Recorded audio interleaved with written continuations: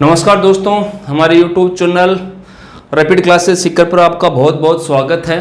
तो आज जो है अपन राजस्थान जियोग्राफी के अंदर एक भौतिक प्रदेश के बारे में पढ़ चुके हैं। अपन दूसरे भौतिक प्रदेश के बारे में पढ़ते हैं। उस भौतिक प्रदेश का नाम है अरावली प्रदेश। क्या नाम है? अरावली प्रदेश। अरावली प्रदेश जो है इसको अन्य नामों से भी जाना जाता है। इसे योजना प्रदेश भी कहते हैं। इसे योजना प्रदेश भी कहते हैं।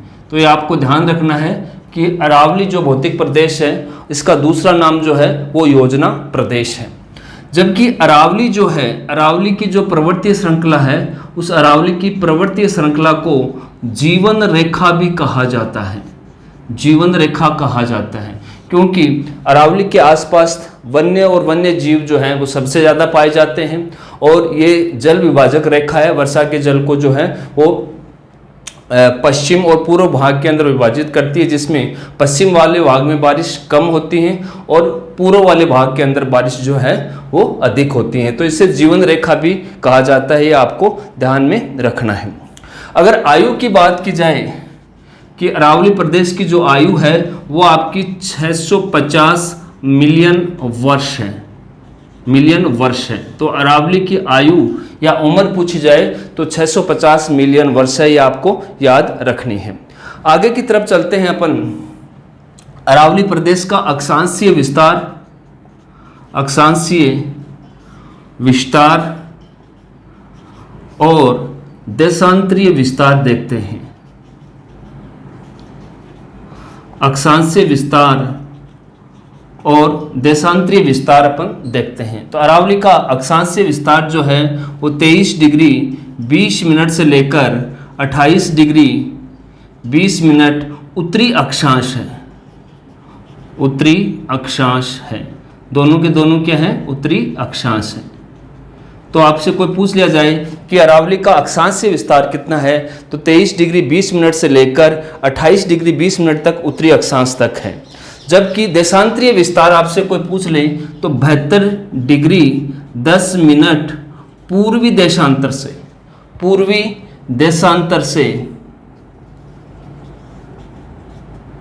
77 डिग्री 50 मिनट 77 डिग्री 50 मिनट पूर्वी देशांतर है। 72 डिग्री 10 मिनट से लेकर 77 डिग्री 50 मिनट तक पूर्व देशांतर है। तो ये आपको इसकी अक्षांशीय विस्तार और देशांतरीय विस्तार आपको ध्यान में रखना है। योजना प्रदेश भी कहते हैं। अरावली की पर्वतीय श्रृंखला को अपन जो है जीवन रेखा भी कहते हैं और इसकी आयु जो है वो 650 मिलियन वर्ष भी होती है। तथा जो व्योम रेखा है उसका निर्धारण भी जो है अरावली से किया जाता है। कौन सी रेखा का? व्योम रेखा का।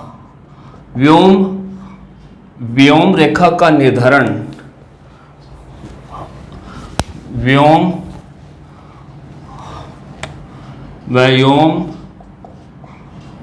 रेखा का निर्धारण ये भी जो है वो अरावली से किया जाता है। तो ये कुछ पॉइंट थे जिनके बारे में आपको ध्यान रखना है। अब अपन चलते हैं अरावली प्रदेश या अरावली की उत्पत्ति की तरफ बढ़ते हैं कि इसकी उत्पत्ति जो है वो किससे हुई है। तो अपना अगला पार्ट जो अरावली के बारे में अगला जो होगा वो है इसकी उत्पत्ति से लेकर, अरावली की उत्पत्ति को लेकर। तो देखिए अरावली की उत्पत्ति जो है वो गोंडवाना लैंड से हुई है। कौन सी लैंड से हुई है? गोंडवाना लैंड से हुई है। जैसे कि आपने शुरुआत की क्लास में देखा होगा कि जो स्थलाकृति को दो भागों में बांटा था अपने, उत्तरी पेंजिया और दक्षिणी पेंजिया। दक्षिणी पेंजिया को अपन ने गोंडवाना लैंड कहा था। गोंडवाना लैंड जो है वो अपन ने नाम दिया था और जो अंगारा लैंड जो है वो उत्तरी पेंजिया के अंदर जो भूमि पाई जाती है उसको अपन ने नाम दिया था अंगारा लैंड। तो गोंडवाना लैंड से जो है इसकी उत्पत्ति हुई। अब ये आता है कि कौन से महाकल्प में हुई? तो आद्य महाकल्प के अंदर, जिसको इंग्लिश में बोलते हैं एजोइक एरा। एजोइक एरा के अंदर इसकी उत्पत्ति हुई। और आद्य महाकल्प के कौन से कल्प या कालखंड के अंदर, कौन से युग के अंदर हुई, तो प्री कैम्ब्रियन, कौन सा काल है, प्री कैम्ब्रियन कालखंड या प्री कैम्ब्रियन कल्प के अंदर जो है इसकी उत्पत्ति हुई। ठीक है, तो गोंडवाना लैंड से आद्य महाकल्प में प्री कैम्ब्रियन काल के अंदर इसकी उत्पत्ति हुई। तो ये आपको ध्यान में रखना है। कई बार जो है ये आद्य महाकल्प और प्री कैम्ब्रियन काल ना देखकर डायरेक्ट ऐसे भी लिखा हुआ क्वेश्चन आता है कि इसकी उत्पत्ति जो है वो धारवाड़ समय में हुई। इसकी उत्पत्ति जो है वो कौन से समय में हुई, धारवाड़ समय में। तो धारवाड़ समय अपन क्यों बोलते हैं, क्योंकि जिस समय अरावली की उत्पत्ति हुई उस समय धारवाड़ चट्टानों की बाहुल्यता थी या प्रधानता थी। कौन सी, धारवाड़ चट्टानों की प्रधानता थी।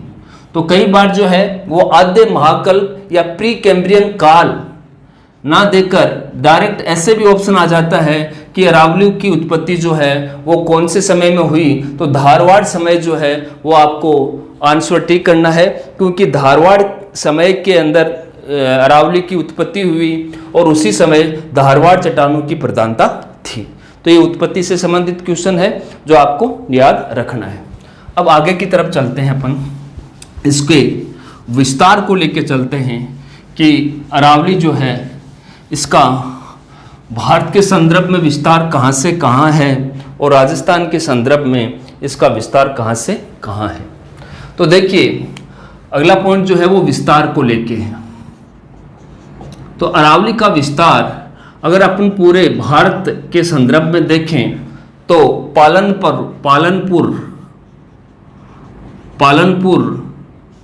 पालनपुर गुजरात से लेकर दिल्ली की रायसीना पहाड़ियों तक, रायसीना पहाड़ियां जो कहां पर स्थित है, दिल्ली के अंदर, यहाँ तक जो है वो अरावली का विस्तार है। किसका विस्तार है, अरावली का। और ये जो डिस्टेंस है पालनपुर से लेकर रायसीना तक की वो 692 किलोमीटर है। 692 किलोमीटर जो है पालनपुर से रायसीना की पहाड़ियों तक जो है इसका विस्तार है। ये आपको ध्यान रखना है। रायसीना की पहाड़ियों के ऊपर ही राष्ट्रपति भवन, भारत के राष्ट्रपति का जो भवन है वो रायसीना की पहाड़ियों पर स्थित है। तो ये भी क्वेश्चन कई बार आता है कि निम्न में से अरावली की कौन सी पहाड़ियों पर जो है राष्ट्रपति का भवन बना हुआ है, तो वो आपका रायसीना की पहाड़ियां हैं। और पालनपुर से रायसीना की पहाड़ियों के बीच की जो लेंथ है, अरावली की लेंथ जो है वो 692 किलोमीटर है। अगर राजस्थान के संदर्भ में इसकी बात करें तो राजस्थान के संदर्भ में ये सिरोही जिले से लेकर जो आपकी खेतड़ी जो झुंझुनू जिले में स्थित है, कौन से जिले में है, झुंझुनू जिले के मध्य इसका विस्तार पाया जाता है। और इसके मध्य अगर इसकी लंबाई की बात करें तो 550 किलोमीटर की लेंथ है। अर्थात सिरोही से खेतड़ी तक जो है अरावली 550 किलोमीटर की जो डिस्टेंस है इसके अंदर ये विस्तारित पाई जाती है। तो ये विस्तार के बारे में है। तो विस्तार के बारे में आपको पूछ सकते हैं, भारत के संदर्भ में पूछ सकते हैं तो पालनपुर से रायसीना की पहाड़ियों के मध्य 692 किलोमीटर और सिरोही से खेतड़ी के मध्य राजस्थान के संदर्भ में, और इसकी लेंथ जो है वो 550 किलोमीटर है, जो आपको ध्यान में रखनी है। आगे की तरफ चलते हैं। अगर क्षेत्रफल की बात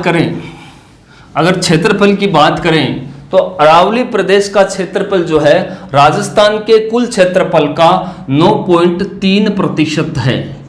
9.3% राजस्थान के क्षेत्रफल का, राजस्थान के कुल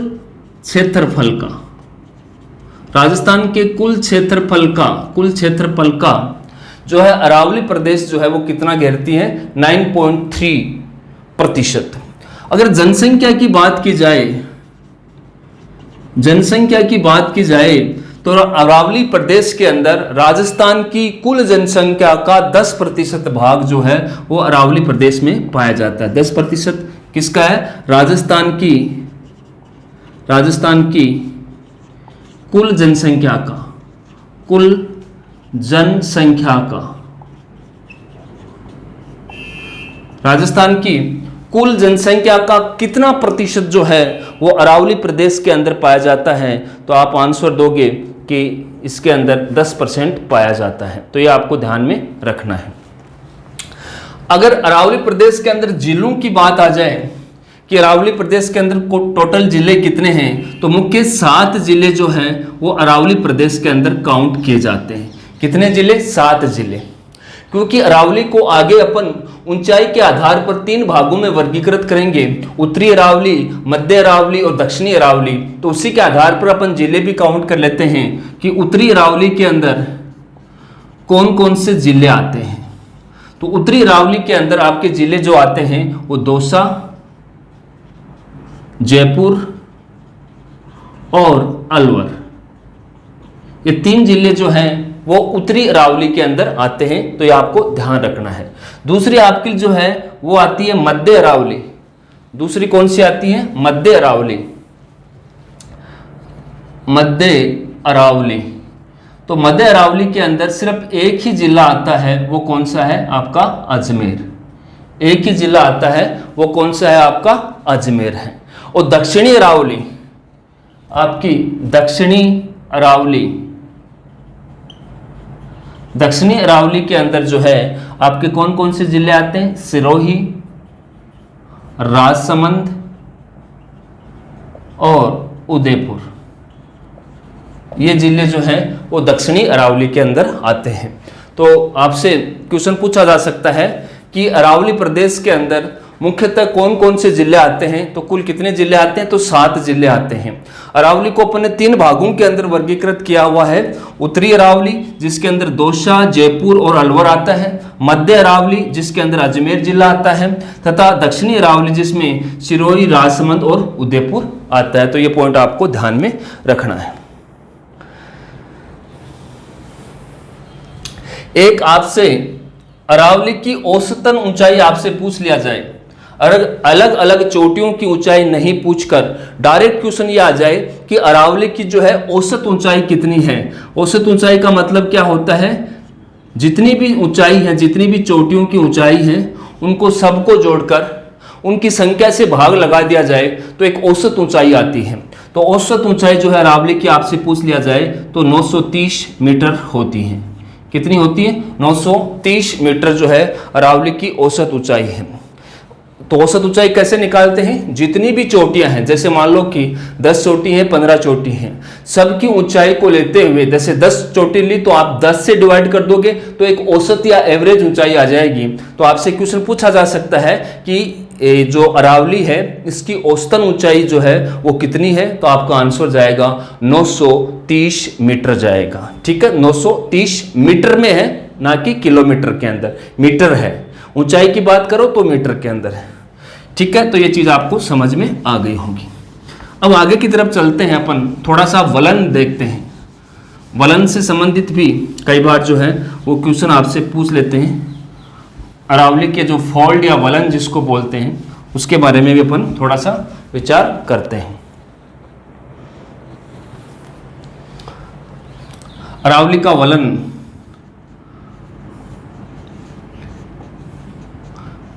या फोल्ड ऑफ अरावली, तो देखिए मैं राजस्थान के अंदर डायग्राम के माध्यम से अरावली की स्थिति आपको बताने की कोशिश करूंगा। राजस्थान का इस प्रकार का डायग्राम होता है, विषम चतुर्भुजी। तो अरावली जो है इस तरह से राजस्थान के अंदर पाई जाती है। ठीक है, यह आपकी उत्तर है, यह आपका दक्षिण है, ये पूर्व है और ये पश्चिम है। तो यहां से कई पॉइंट जो हैं वो आपके क्लियर होते हैं।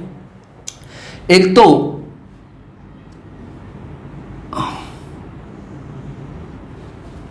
तो आप इस दिशा के अंदर, अरावली की जो है यही दिशा है, इस दिशा के अंदर जाओगे तो अरावली की ऊंचाई बढ़ती जाती है। ये दिशा कौन सी है, मैंने एरो बनाई ये दिशा, इस दिशा के अंदर 3 चीजें जो हैं वो बढ़ती जाती हैं। कौन कौन सी? अरावली की ऊंचाई बढ़ती जाती है, इसी दिशा के अंदर अरावली की ऊंचाई बढ़ती जाती है। इसी दिशा में अरावली की जो चौड़ाई है वो चौड़ाई भी बढ़ती जाती है, और इसी दिशा में अरावली का फोल्ड यानी कि वलन भी जो है वो इसी दिशा के अंदर बढ़ता जाता है। तो क्वेश्चन ये आता है कि ऐसी कौन सी दिशा को अपन लिखें, कौन सी दिशा अपन लिखें जिसमें ऊंचाई भी बढ़ती है, चौड़ाई भी बढ़ती है और अरावली का वलन या फोल्ड जिसको बोलते हैं वो भी बढ़ता जाता है। तो ये दिशा अगर अपन काउंट करें तो अपने को इस डायरेक्शन से इस डायरेक्शन में जाना है, तो ये डायरेक्शन कौन सा हो जाएगा? उत्तर पूर्व से दक्षिण पश्चिम। अर्थात आप अरावली के अंदर उत्तर पूर्व से दक्षिण पश्चिम की ओर जाओगे तो आपको ऊंचाई भी बढ़ी हुई मिलेगी, आपको चौड़ाई भी बढ़ी हुई मिलेगी और अरावली का वलन या फोल्ड जो है वो भी आपको बढ़ा हुआ मिलेगा। तो ये दिशा जो है वो कौन सी हो गई? तो दिशा हमेशा आपको याद रखना है उत्तर पूर्व से आप दक्षिण पश्चिम की ओर, अरावली के उत्तर पूर्व से दक्षिण पश्चिम की ओर बढ़ोगे तो ऊंचाई भी आपको बढ़ी हुई मिलेगी, चौड़ाई भी आपको बढ़ी हुई मिलेगी और आपको जो है वलन है वो भी बढ़ा हुआ मिलेगा। तो ये आपको ध्यान में रखना है, ठीक है। अब वलन से संबंधित, क्योंकि अपन मुख्यतः वलन ही पढ़ रहे हैं तो वलन से संबंधित आपको थोड़ा सा ध्यान में रखना है। इसमें देखो अरावली का जो वलन है वो दिल्ली के आसपास यानी कि रायसीना की पहाड़ियों के आसपास समानांतर होता है। अर्थात रायसीना की जो पहाड़ियां होती हैं उन्हीं पहाड़ियों के समानांतर जो है अरावली का वलन पाया जाता है। लेकिन राजस्थान के अंदर गोगुंदा जो उदयपुर में स्थित है उसके दक्षिण भाग में या दक्षिण की ओर जाओगे तो अरावली का जो वलन है वो पंखाकार, विंग जो होती है पंख के आकार का हो जाता है। दिल्ली में कैसा था? समानांतर था। वही गोगुंदा के दक्षिण की ओर चले गए तो पंखाकार हो गया तथा अरावली के पूर्वी भाग, अरावली के पूर्वी या दक्षिणी पूर्वी, ये दोनों, अरावली का ये तो पूर्व भाग हो गया, ये बिंदु पूर्व और ये यहाँ बिंदु होगा, ये दक्षिण पूर्व होगा। तो इनके जो अर्ध भाग हैं, पूर्व के अंदर अर्ध भाग और दक्षिण पूर्व के अर्ध भाग जो हैं वो एक दूसरे के समकोण पर होते हैं। एक बार समझने की कोशिश करना। पहला तो दिल्ली से संबंधित याद करना, दिल्ली संरचना अर्थात रायसीना की पहाड़ियों के समानांतर वलन होता है। गोगुंदा के दक्षिण के अंदर पंखाकार, पंख के आकार का वलन होता है, जबकि अरावली की पूर्व और दक्षिण पूर्व, पूर्व भाग तो ये हो गया और दक्षिण पूर्व भाग ये हो गया, मतलब अरावली का ये पूर्व भाग हो गया और इधर वाला दक्षिण पूर्व भाग हो गया। तो ये वलन एक दूसरे के समकोण पर स्थित होते हैं, अर्थात 90 डिग्री के कोण पर स्थित होते हैं। तो ये भी आपको ध्यान में रखना है। इसके अलावा ये जो अरावली का वलन है इसमें जगह जगह पर फोल्ट या भ्रंश पाए जाते हैं। मैं इतना पॉइंट में लिख देता हूं कौन कौन सा। ये वलन जो है, वलन की दिशा आपको जो है सामान्यतः दिशा आपको समझ में आ गई कि वलन की दिशा भी कैसी होंगी, उत्तर पूर्व से दक्षिण पश्चिम की ओर होंगी। और दिल्ली के अंदर, दिल्ली में समानांतर होती है वलन, दिल्ली में समानांतर वलन पाए जाते हैं। जबकि गोगुंदा कहां पर है? उदयपुर। गोगुंदा के दक्षिण में अरावली का जो वलन है वो कैसा होगा? पंखाकार होगा। कैसा होगा? पंखाकार होगा। और पूर्वी अरावली का पूर्वी अर्धभाग व दक्षिण पूर्वी अर्धभाग एक दूसरे के समकोण पर होते हैं, एक दूसरे के समकोण पर होते हैं।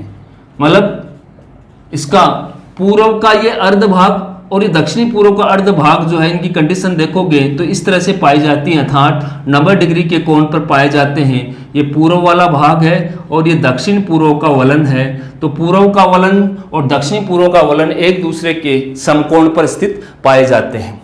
ठीक है, अब आगे की तरफ चलते हैं। अरावली में वलन में जगह जगह पर आपको फोल्ट या भ्रंश मिलेंगे और इन फोल्ट और भ्रंश को हेरोन नाम के वैज्ञानिक ने थ्रस्ट नाम दिया। तो आपसे कोई पूछ सकता है कि थ्रस्ट क्या है अरावली के अंदर? तो अरावली में वलन में जगह जगह पर जहां पर भी भ्रंश या फोल्ट पाए जाते हैं, उन्हीं फोल्ट को हेरोन ने थ्रस्ट नाम दिया। तो आप याद रखिए, अरावली के वलन में जगह जगह पर भ्रंश जिसको इंग्लिश में बोलते हैं फॉल्ट पाए जाते हैं, भ्रंश पाए जाते हैं, जिन्हें हेरोन नाम का वैज्ञानिक था, हेरोन ने थ्रस्ट नाम दिया, THRUST, थ्रस्ट नाम दिया। तो आपसे पूछा जा सकता है अरावली के संदर्भ में कि थ्रस्ट क्या है? तो थ्रस्ट नाम जो है वो हेरोन ने दिया, थ्रस्ट नाम जो है वो हेरोन ने दिया। और किसको दिया? वलन में, अरावली के वलन में जगह जगह पर जो फोल्ट पाए जाते हैं या जो भ्रंश पाए जाते हैं उसको उसने थ्रस्ट नाम दिया। तो ये आपको ध्यान में रखना है। अरावली के दक्षिण पूर्व भाग में एक विशाल सीमा भ्रंश गुजरता है। दक्षिण पूर्व भाग में, ये दक्षिण पश्चिम, अरावली के दक्षिण पूर्व भाग में, इस भाग के अंदर, यहीं पे लिख देता हूं मैं,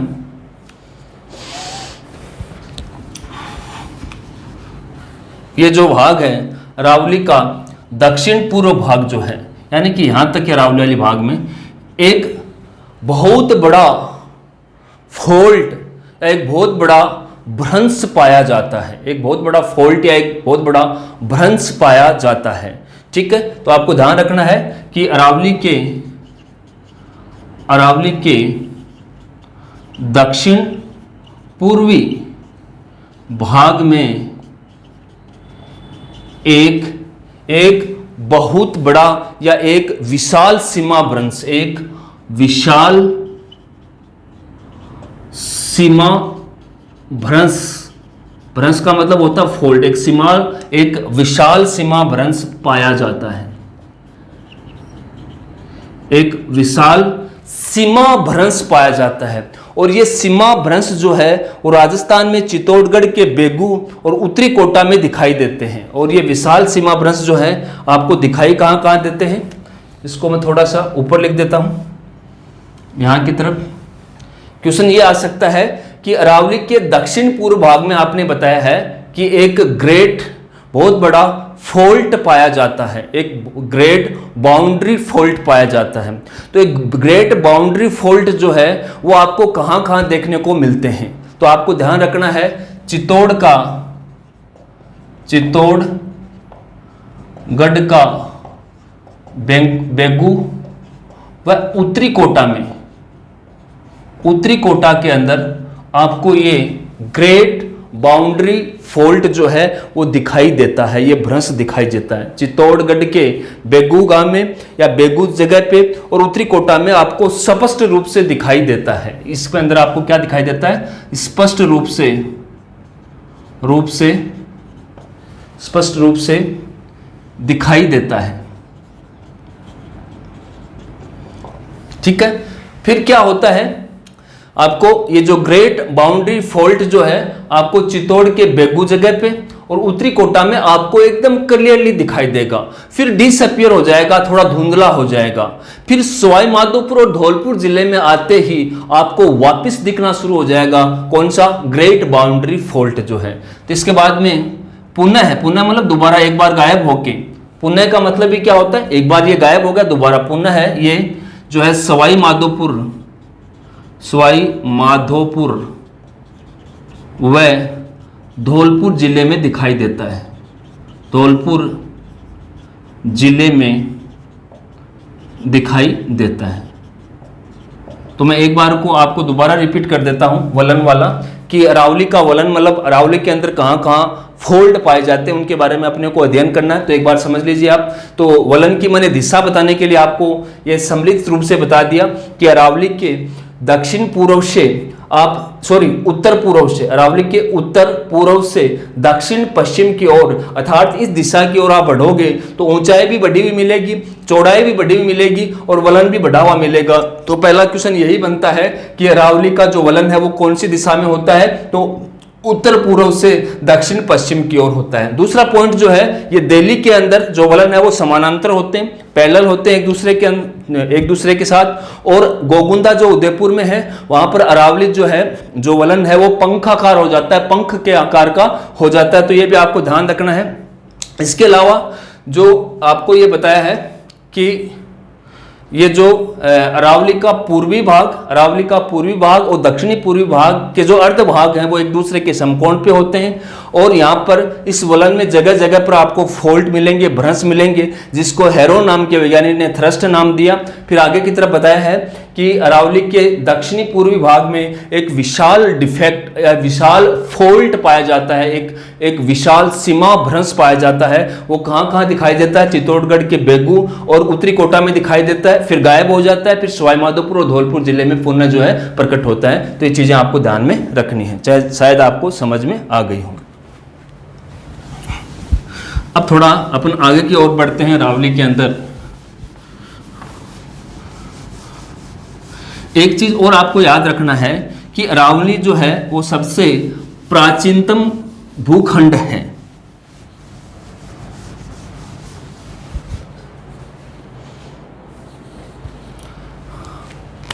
अरावली जो है, अरावली के बारे में, ये प्राचीनतम पर्वतमाला है, प्राचीनतम पर्वतमाला है, सबसे पुरानी पर्वतमाला यही है। पर्वत के निर्माण को आप पता ही है, पर्वत का जब कभी भी निर्माण होता है तो निर्माण की प्रक्रिया को अपन क्या बोलते हैं, पर्वतीकरण। ठीक है। विश्व में 3 बार पर्वतीकरण हुआ है, विश्व में 3 बार पर्वतीकरण हुआ है, मतलब पर्वतों का निर्माण हुआ है। कौन कौन से काल में हुआ है ये अपने को देखना है। पहला है प्री कैम्ब्रियन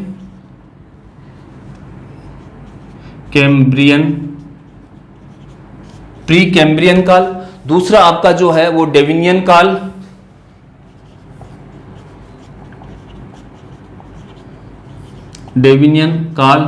प्री कैम्ब्रियन डेविनियन काल। और तीसरा आपका जो है वो ट्रसरी काल या ट्रसरी युग काल। इन 3 काल के अंदर इस विश्व के अंदर पर्वतीकरण हुआ, अर्थात पर्वत का निर्माण हुआ है। तो सबसे पुराना काल जो है वो प्री कैम्ब्रियन काल है। इसके अंदर आपकी किसका निर्माण हुआ, अरावली का। ठीक है, अरावली का। इसके अंदर यूराल और विंध्य का निर्माण हुआ। कौन सी, विंध्य पर्वत श्रृंखला जो है इसका निर्माण हुआ। ट्रसरी जो सबसे पुराना काल ये है। इसके बाद में डेविनियन काल आता है और ये ट्रसरी सबसे बाद में आता है। तो आज के संदर्भ में देख के तो सबसे नवीन काल है, तो सबसे नवीनतम पर्वतमाला जो है इसके अंदर बनी है, नवीनतम पर्वतमाला, जिसके अंदर आपका कौन कौन सा आता है, हिमालय आता है, एंडीज आता है, रॉकी आता है। ये जो पर्वतीय हैं, हिमालय, एंडीज, रॉकी और एटलस भी जो है इसी ट्रसरी के अंदर बना हुआ है, एटलस। तो ये पर्वत जो बने हुए हैं, हिमालय, एंडीज, रॉकी और एटलस, ये नवीनतम है, मतलब सबसे ताजा बने हुए हैं। कौन से काल में, ट्रसरी काल के अंदर। ये बीच वाला है डेविनियन काल, जिसके अंदर यूराल और मिधन की पहाड़ियां जो है वो बनी। और प्री कैम्ब्रियन सबसे प्राचीनतम है। वर्ड क्या है, ये प्राचीनतम पर्वतमाला है। तो सबसे पुरानी पर्वतमाला जो है वो आपकी कौन सी है, प्री कैम्ब्रियन काल है, जिसके अंदर किसका निर्माण हुआ, अरावली का। तो ये पहला पॉइंट आपको याद रखना है कि जो अरावली है वो प्राचीनतम जो है पर्वतमाला है, ये आपको ध्यान में रखना है। ये चीज आपको समझ में आ गई होगी। अगला जो अरावली से संबंधित पॉइंट जो है वो ये है,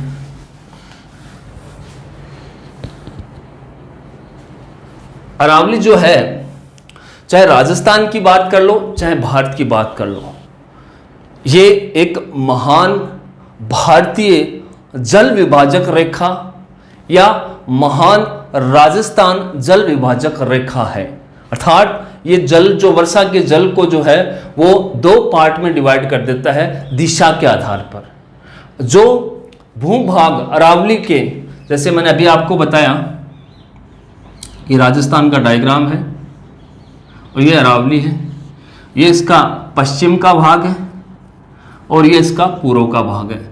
जो मानसून आता है वो अरावली के समानांतर गुजरता है। तो देखिए जो भूभाग अरावली के पश्चिम भाग की तरफ चला जाता है वहां पर वर्षा बिल्कुल कम होती है, और जो पूर्व की तरफ का भूभाग जो है इसके अंदर वर्षा जो है वो बहुत ज़्यादा होती है। वर्षा जो है यहाँ पर आपको वर्षा जो है वो कम मिलेगी और यहाँ पर वर्षा जो है वो आपको जो है ज़्यादा मिलती है।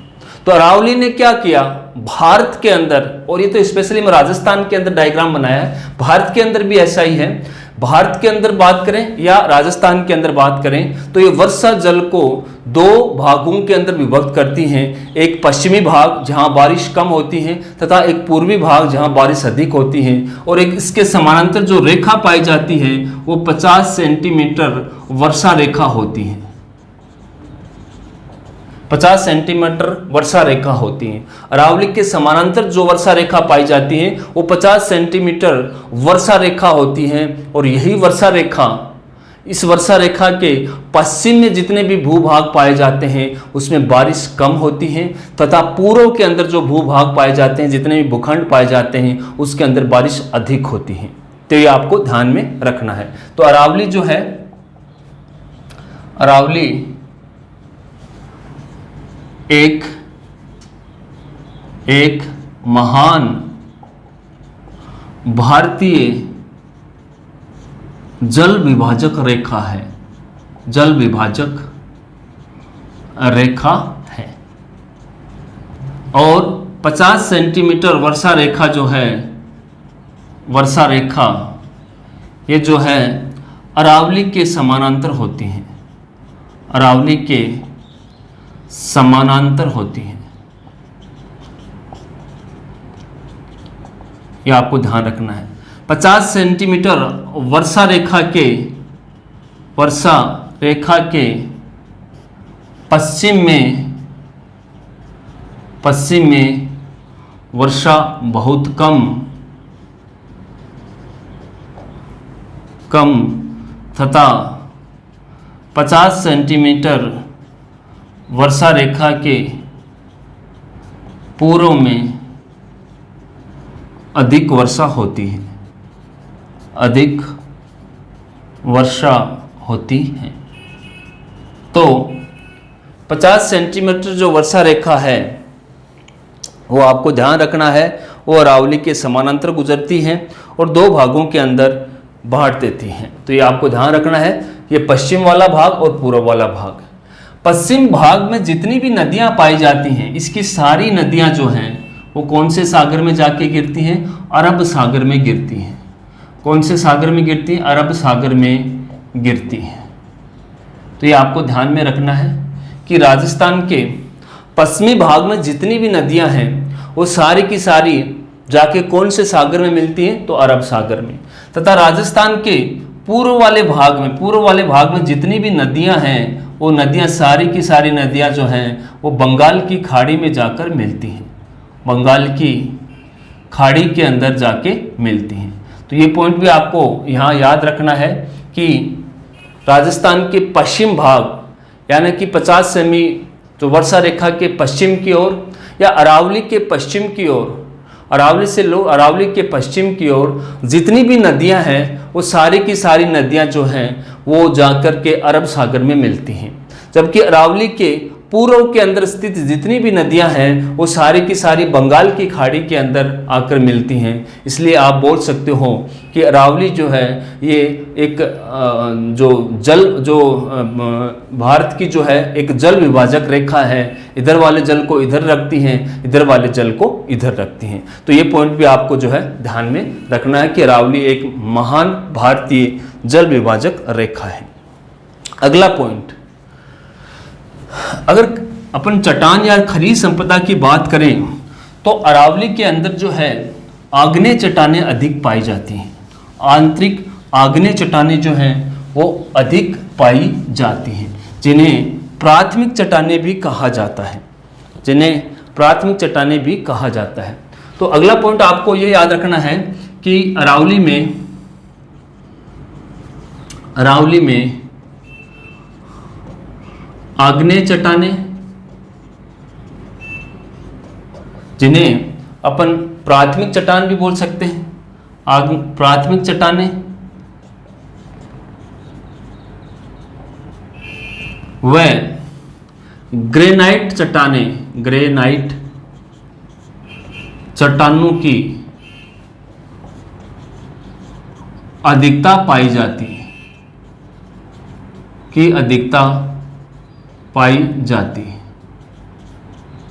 ग्रेनाइट चट्टानों की जो है वो अधिकता पाई जाती है। तो यह भी आपको ध्यान में रखना है। तो अगर इन चट्टानों की अधिकता होगी तो उसके अंदर जो है धात्विक खनिज, जहां पर आग्नेय चट्टानों की अधिकता होती है वहां पर धात्विक खनिज आपको ज़्यादा मिलते हैं, धात्विक खनिज अधिक पाए जाते हैं,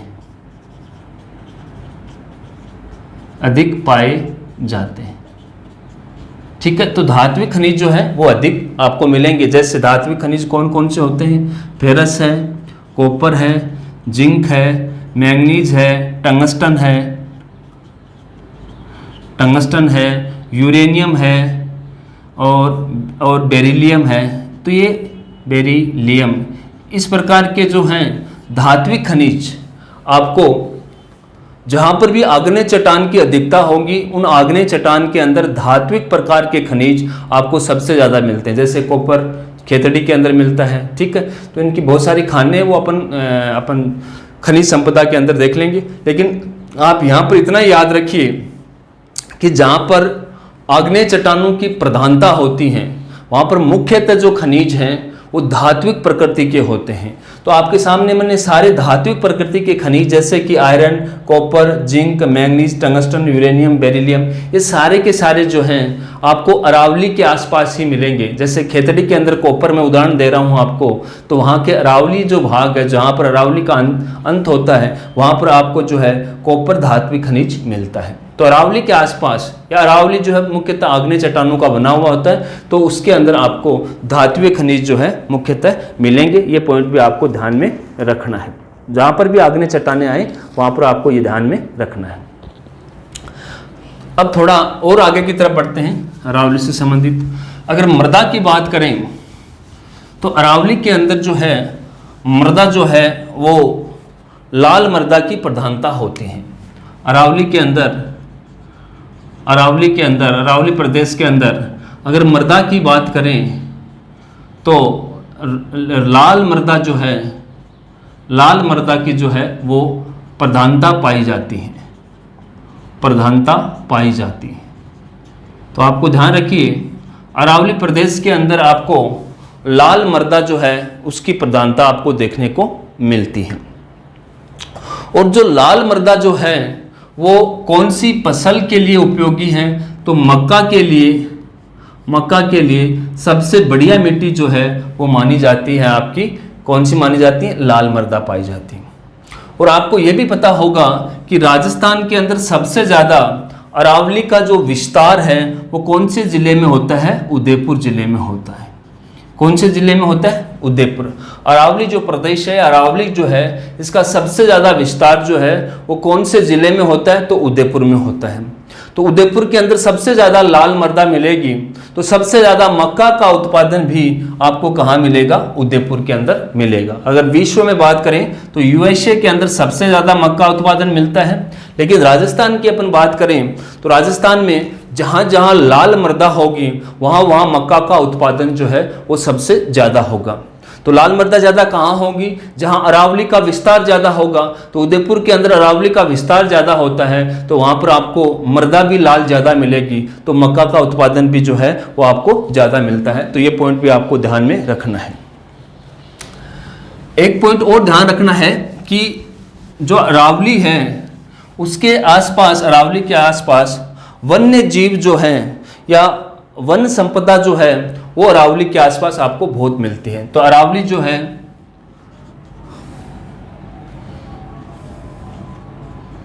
अरावली में वन संपदा यानी कि वन व वन्य जीव अधिक पाए जाते हैं, अधिक पाए जाते हैं। और इस बात को प्रमाणित भी किया जाता है। इस बात को प्रमाणित किससे किया जाता है? एक भारतीय वन रिपोर्ट है, भारतीय वन रिपोर्ट है जो 27 फरवरी 2018 को प्रस्तुत की गई थी भारतीय सरकार द्वारा। 12 फरवरी 2018 को 12 फरवरी 2018 को जो है भारत सरकार ने जो है भारतीय वन विभाग ने एक रिपोर्ट प्रस्तुत की। उस रिपोर्ट में उसने बताया कि राजस्थान के अंदर सबसे ज़्यादा वन संपदा या वन्य जीवों की जो संख्या है वो उदयपुर के आसपास सबसे ज़्यादा पाई जाती है। कहाँ पर पाई जाती है? उदयपुर के आसपास पाई जाती हैं। और उदयपुर के आसपास वन्य जीव ज़्यादा पाए जाते हैं, इसकी वजह भी यह है क्योंकि उदयपुर के आसपास अरावली का विस्तार सबसे ज़्यादा पाया जाता है। इसका मतलब ये हो गया कि जहाँ पर अरावली का विस्तार ज़्यादा होगा वहाँ पर आपको वन संपदा और वन्य जीव जो हैं वो आपको अधिक मिलेंगे।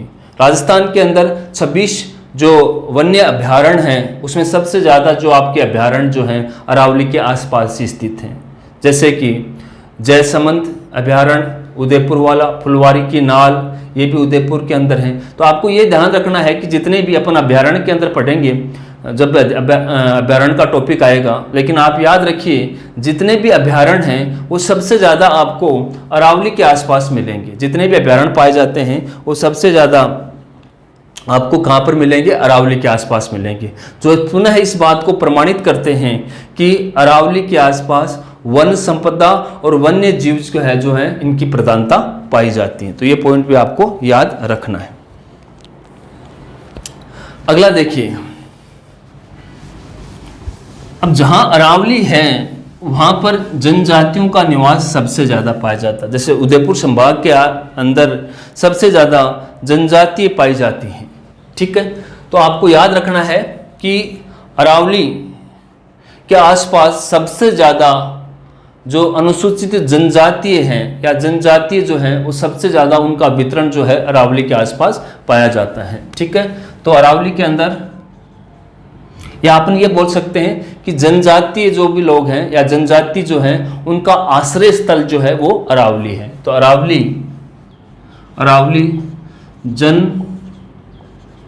जनजातियों का आश्रय स्थल है, आश्रय स्थल है। मतलब उसके आसपास जो है आपको सबसे ज़्यादा जनजाति समुदाय, अनुसूचित जनजाति समुदाय के लोग जो हैं आपको ज़्यादा मिलेंगे। दो जनजाति जो हैं, एक आपकी सांसी भरतपुर, सांसी भी क्या है? एक जनजाति है जिसकी उत्पत्ति कहाँ से हुई? भरतपुर से। सहरिया ये भी एक जनजाति है और सहरिया की उत्पत्ति जो है वो कहाँ से हुई है? बूंदी से। सहरिया जो जाति है उसकी उत्पत्ति जो है, सॉरी 12, बूंदी नहीं 12, सहरिया कहाँ पर है? 12। इनकी उत्पत्ति जो है वो सांसी की जनजाति है। ये दोनों की दोनों क्या है? ये भी जनजाति है, जनजाति, और ये भी आपकी क्या है? जनजाति है, ठीक है। तो आपसे पूछ लिया जाए कि सांसी जनजाति की उत्पत्ति कहाँ पर हुई है, तो भरतपुर अरावली क्षेत्र में नहीं आता, तो भरतपुर में हुई है। जबकि सहरिया सहरिया जनजाति की उत्पत्ति जो है वो कहाँ पर हुई है, बारां में हुई है। अगर इन दो जनजातियों को छोड़ दिया जाए और बाकी सभी जनजातियां हैं, उनकी उत्पत्ति या आश्रय स्थल जो है वो अरावली को काउंट किया जाता है। जैसे मैं आपको बता सकता हूं कि जयपुर के अंदर जो जनजाति आपको मिलती है वो मीणा जनजाति है। कौन सी है? मीणा जनजाति है, जो भी अरावली क्षेत्र के अंदर आता है। सिरोही के अंदर ग्रासिया, ये भी आपका सिरोही भी अरावली क्षेत्र है, ग्रासिया की होती है। डूंगरपुर के अंदर डामोर, डूंगरपुर के आसपास जो जनजाति मिलेगी वो डामोर, वो भी अरावली क्षेत्र की है, तो डामोर की उत्पत्ति भी अरावली क्षेत्र है। चित्तौड़ और कोटा के अंदर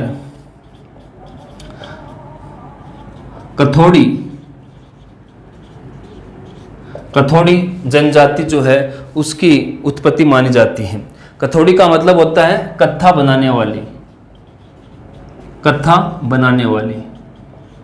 बनाने वाली जनजाति। तो देखिए, सांसी भरतपुर को छोड़ दीजिए, सहरिया बारां को छोड़ दीजिए, इन दो जनजातियों को छोड़कर आपकी जनजातियां जो हैं उनकी सबकी उत्पत्ति या आश्रय स्थल जो है वो अरावली है। जयपुर का अरावली क्षेत्र के अंदर मीणा की, सिरोही के अंदर ग्रासिया की, डूंगरपुर के अंदर डामोर की, चित्तौड़गढ़ और कोटा के अंदर जो है आपका कथोड़ी जनजाति है, जो कि कत्था बनाने के व्यवसाय से जुड़ी हुई है। तो ये आपको ध्यान में रखनी है।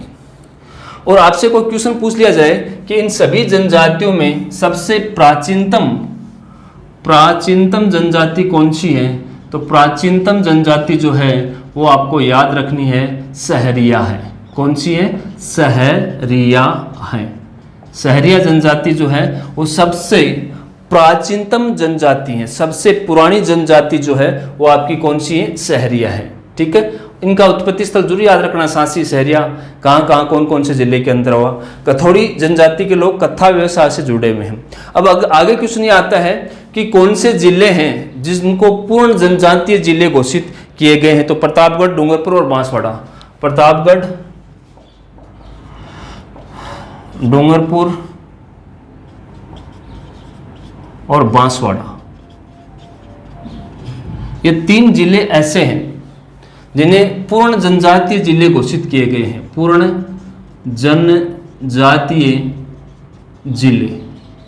जनजातीय जिले घोषित किए गए वो कौन कौन से हैं? आपके प्रतापगढ़, उदयपुर को छोड़ दीजिए, उदयपुर को छोड़कर जो आपके उसके गुजरात के बॉर्डर के आसपास के जितने भी हैं, कौन से? प्रतापगढ़, डूंगरपुर और बांसवाड़ा।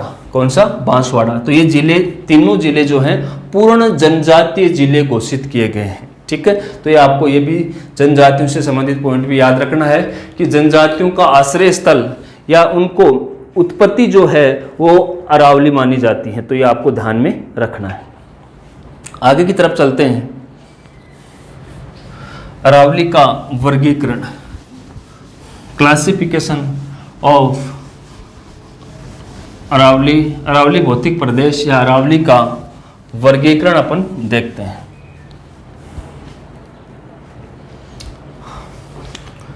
अरावली का वर्गीकरण,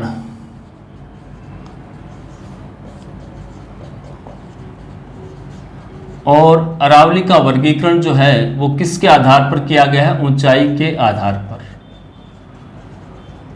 और 3 भागों के अंदर बांटा गया है। एक तो आपकी उत्तरी अरावली है, एक आपकी मध्य अरावली है, और तीसरी आपकी दक्षिणी अरावली है। ठीक है, दक्षिणी अरावली को भी 2 भागों में बांटा गया है, आबूखंड व आपका पहाड़, आबूखंड व मेवाड़ प्रदेश, इसको 2 भागों के अंदर बांटा गया है।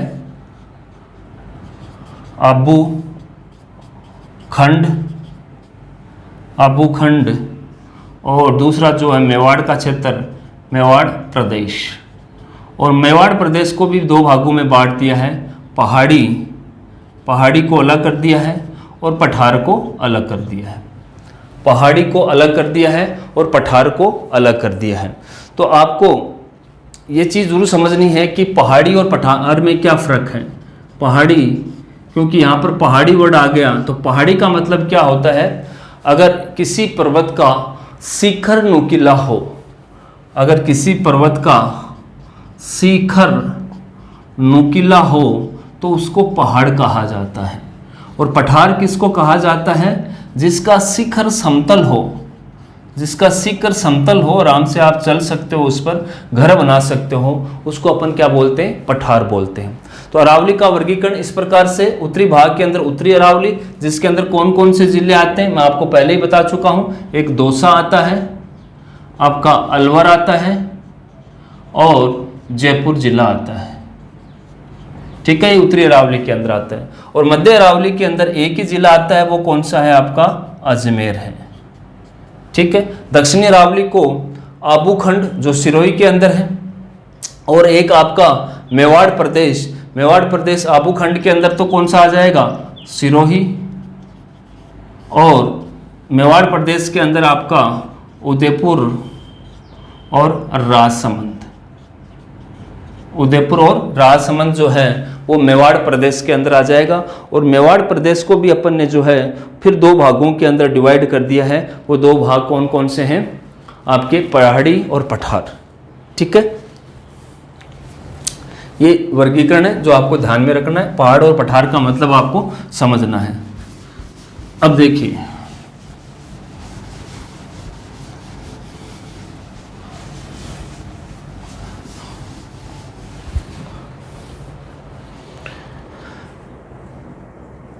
अगला आता है कि राजस्थान में, राजस्थान के संदर्भ में आपको बता रहा हूं कि राजस्थान में अरावली की सर्वोत्तम ऊंचाई कौन से जिले में मिलती है। अरावली की सर्वोत्तम ऊंचाई जो है वो आपको कौन से जिले में मिलती है, तो आपका आंसर जाएगा सिरोही जिला। और सिरोही जिला के अंदर सबसे ऊंची जो शिखर है उसको अपन क्या बोलते हैं, गुरु शिखर। सबसे ऊंची शिखर जो है वो कौन सी है, आपकी गुरु शिखर। अगला क्वेश्चन सेम टू सेम ऐसा ही आ सकता है कि अरावली की सर्वोत्तम या न्यूनतम जो है ऊंचाई आपको कहाँ मिलेगी, तो आपका आंसर जाएगा जयपुर जिला। कौन सा जिला जाएगा, जयपुर। तो जयपुर के अंदर आपको सबसे कम ऊंचाई मिलती है। क्वेश्चन ये आ जाता है कि अरावली का सर्वोत्तम विस्तार कौन से जिले में है। सर्वोत्तम विस्तार तो ये मैं आपको पहले बता चुका हूं, कौन से जिले में है, उदयपुर जिले के अंदर। तो ये क्वेश्चन भी आपको ध्यान रखना है कि सबसे ज़्यादा विस्तार जो है आपको उदयपुर जिले के अंदर मिलती है। और जितने भी 7 जिले हैं उन 7 जिलों में न्यूनतम जो विस्तार है वो आपको मध्य अरावली या अजमेर के अंदर देखने को मिलता है। तो सर्वोत्तम विस्तार और न्यूनतम विस्तार के बारे में भी आपको ध्यान में रखना है, ठीक है।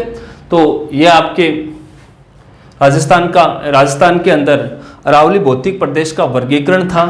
अब उत्तरी अरावली के अंदर उसकी कौन कौन सी चोटियां हैं, उसकी ऊंचाई कितनी है, और मध्य अरावली की चोटियां हैं, कुछ दर्रे हैं, दर्रे नाल या घाट जिनको बोलते हैं वो अपने को देखने हैं। तो अपन इनको जो है उत्तरी, मध्य और दक्षिणी अरावली के दर्रे, उसकी जो ऊंचाई की चोटियां, इनको अपन जो है उनसे संबंधित कोई भी सूचना जो होगी वो अपन कल नेक्स्ट वाली क्लास के अंदर डिस्कशन करेंगे। आज के लिए इतना ही, धन्यवाद, थैंक यू।